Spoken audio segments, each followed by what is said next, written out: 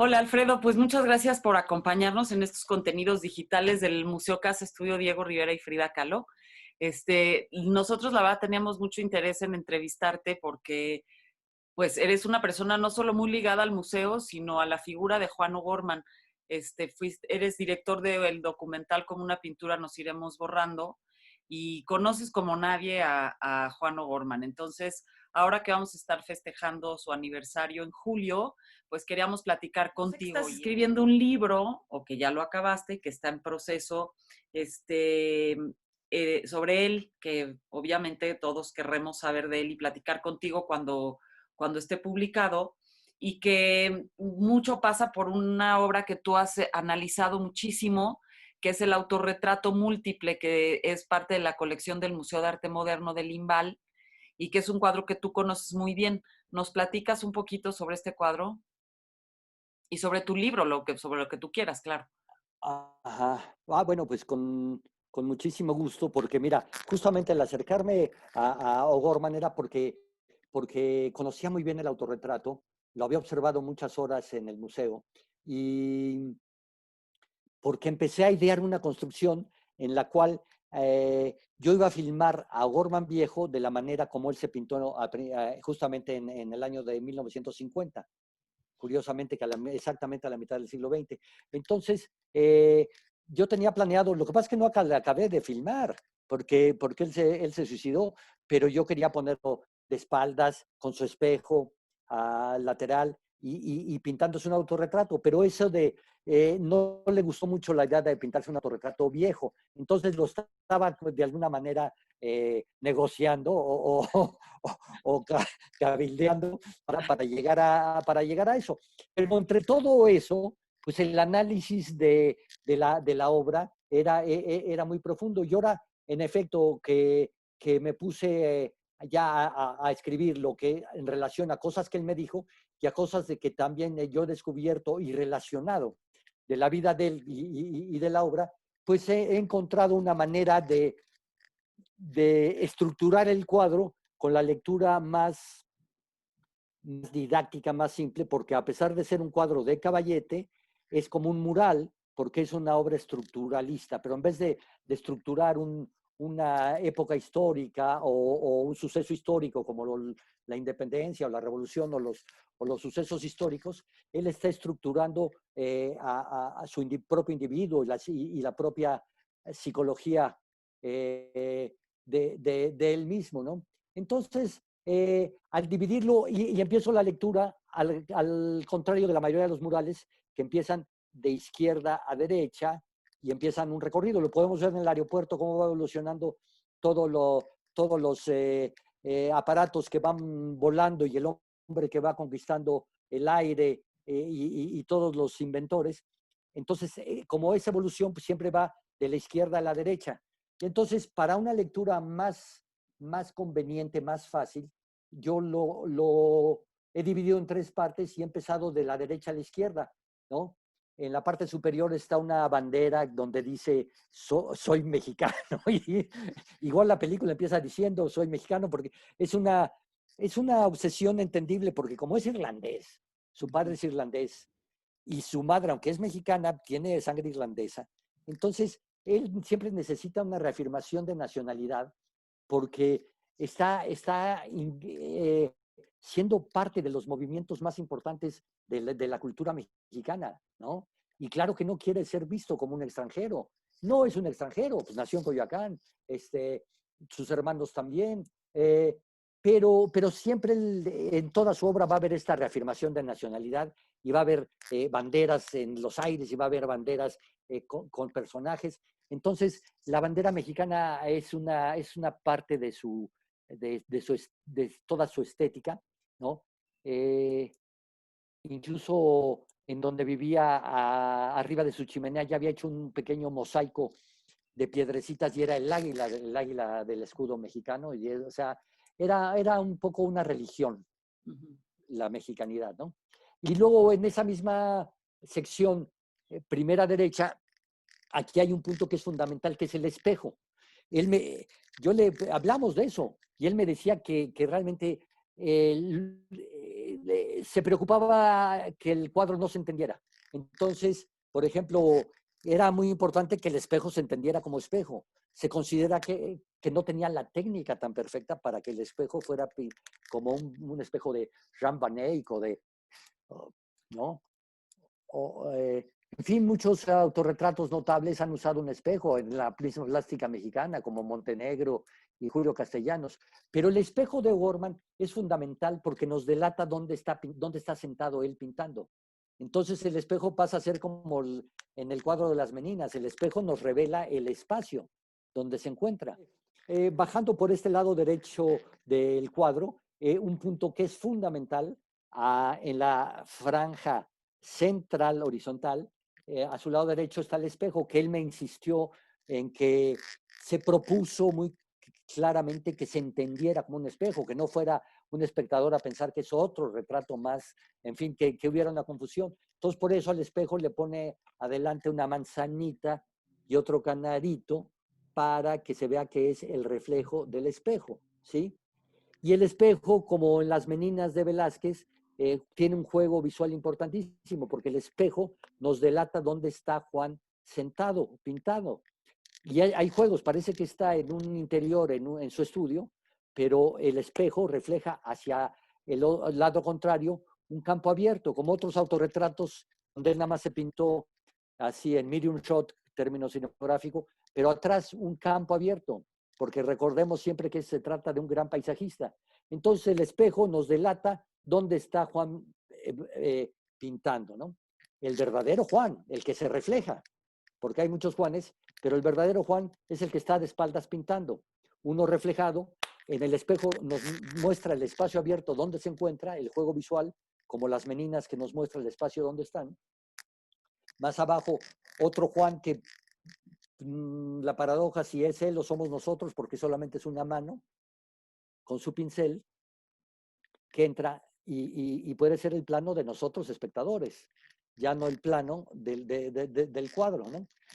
Y finalmente en la parte del suelo es clarísimo el recuerdo de que cada vez es más grande lo que encuentro de la admiración y el respeto y todo el universo que Diego Rivera le va a depositar, sobre todo para lo que compartieron en la arquitectura y para las visiones estructurales de los murales.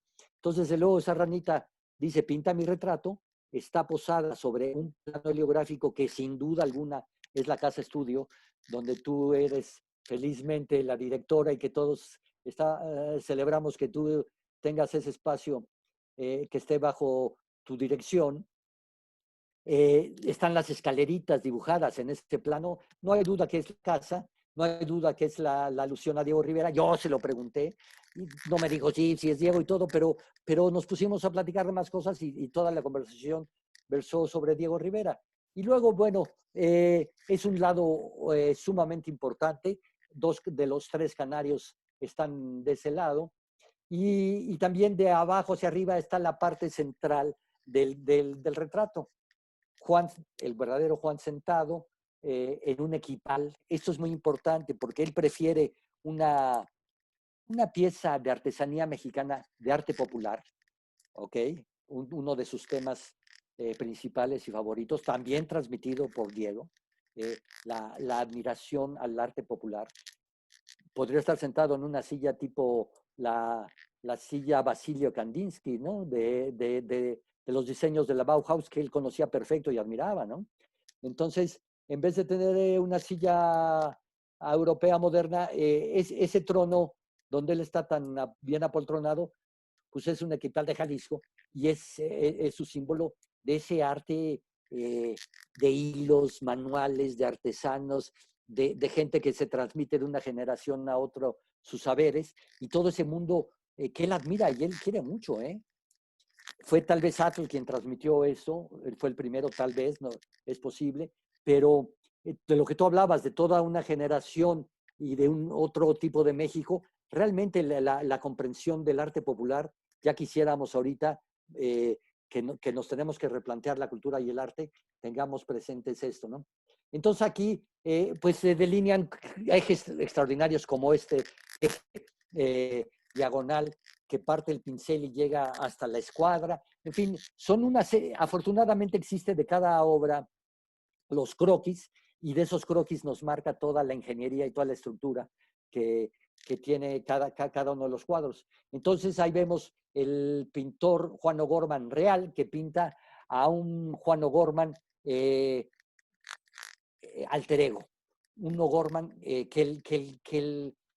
es el O'Gorman que él quiere ser o que él quiere, ¿sí? Y ese O'Gorman parte de la foto, esa maravillosa, única, en que está con Diego a la salida de su casa funcionalista, cercana ahí a la casa estudio, en la calle de Jardín. Están los dos saliendo de esa casa y es evidente que esa foto que tienen por ahí, he dicho que la tomó, no, alguien tiene un estudio, lo tomó un fotógrafo norteamericano. Los fotógrafos mexicanos no estaban tan atentos a esos temas.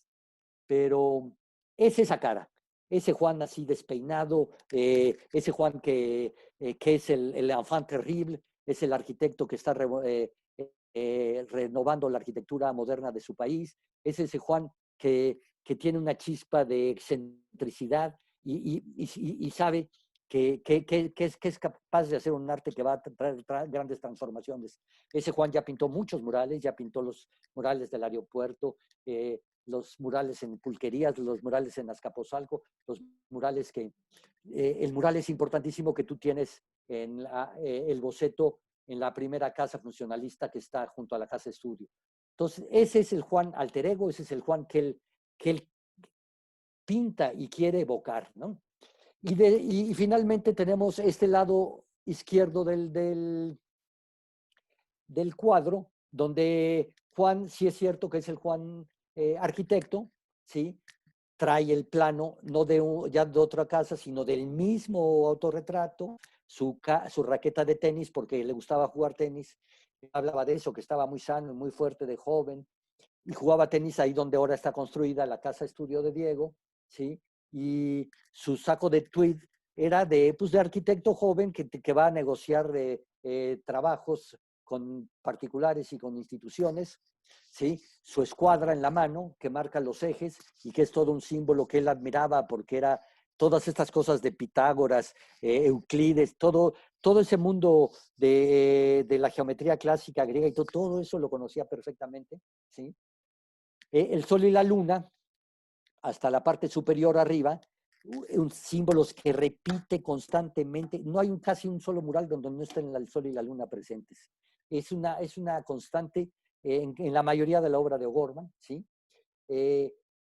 Sobre una chimenea falsa, porque ya quedamos que está en el exterior, está un tipo de piedrecilla tipo Max Ernst, ¿sí? Que es una alegoría a un mundo geológico que él conocía muy bien, y que va a ser el desprendimiento de una obra importantísima de la última etapa de su vida. Muchas obras de una arquitectura fantástica y de una geología amenazadora y de los mundos orgánicos y las apocalipsis y todo eso va a estar construido en esta naturaleza de una geología abstracta que parecen organismos, pero son las sales, son los silicios, son todo ese mundo que también conocía él, ¿sí? De piedras y cuestiones geológicas, que le va a determinar toda esa visión que tiene que ver con su casa en San Jerónimo, hecha de piedra, va a tener que ver con murales como el de Tasco y el que hizo en Santiago de Chile. En fin, ese mundo geológico está representado en esa figurilla como un trofeo, ¿sí? Sobre una chimenea falsa, pero ese símbolo es importantísimo. Está presente desde su infancia en las minas en Guanajuato con su padre, que es ingeniero en minas, y va a llegar hasta sus últimos cuadros. Es una construcción fantástica, pero a la vez natural, porque son las formas geológicas, que va a ser determinante en su obra. Y por fin, vamos a ver el personaje central, que es aquí un diablito que tiene posado en el hombro, su hombro derecho, izquierdo de nuestra visión, porque el libro se llama La paleta del diablo. Están todos los instrumentos de trabajo, hay un caballete del lado derecho, pinceles, ¿sí? Está los elementos para el trabajo de pintor y los elementos del trabajo del arquitecto con su regla T, su escuadra y todo. Pero la paleta la paleta tan importante para el pintor, resulta que la trae el diablito consejero, ¿sí? Que también tiene otro pincel y, y repite colores con el sol y con su camisa, y también hay importantísimas juegos cromáticos que son fundamentales de apreciar, ¿sí? Entonces, a grosso modo, esta estructura nos puede dar toda la lectura de la cantidad de elementos que contiene un autorretrato, y contiene tantos elementos como un mural, ¿no?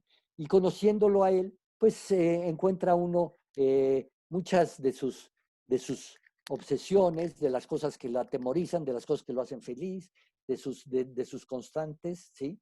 Y pues yo no creo que haya un retrato donde un artista se haya pintado no solamente su fisonomía o su estructura física, sino la complejidad de su psicología y de su historia personal. Entonces, a detalle en el libro voy narrando todos estos elementos, conociéndolo a él, ¿sí?